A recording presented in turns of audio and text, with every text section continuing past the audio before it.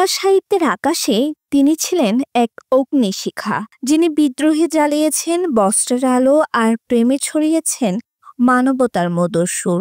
তার কাব্য শক্তি, গতি আর সাম্যর যে চিরন্তন ডাক প্রতিধ্বনিত হয়েছে, তা আজও আমাদের অনুপ্রেরণার মশাল। সে অমর স্রষ্টা হলেন কাজী নজরুল ইসলাম। আজ তার মৃত্যুবার্ষিকীতে শ্রদ্ধা ভরে তাকে স্মরণ করছে পুরো জাতি।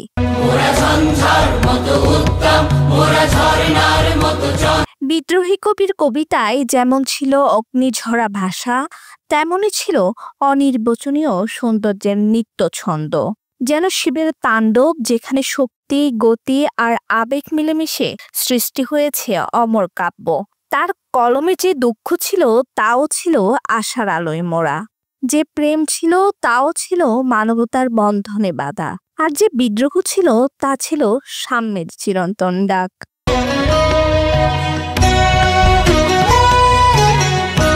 আজ কবি নিঃস্বর্গের নিস্তব্ধতায় নিদ্রিত, কিন্তু তার গান থেমে নেই। তার কণ্ঠ আজও প্রতিধ্বনিত হয় আমাদের হৃদয়ে, আমাদের চেতনার ভিতরে। তিনি কেবল একজন কবি নন, তিনি আমাদের মুক্তির মশাল, অবিনশ্বর প্রেরণার উৎস।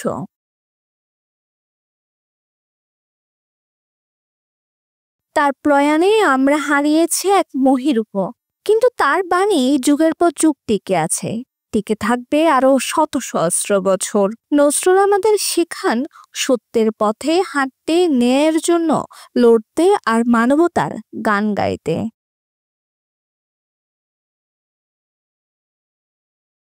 ডেস্ক রিপোর্ট, একান্ত টিভি।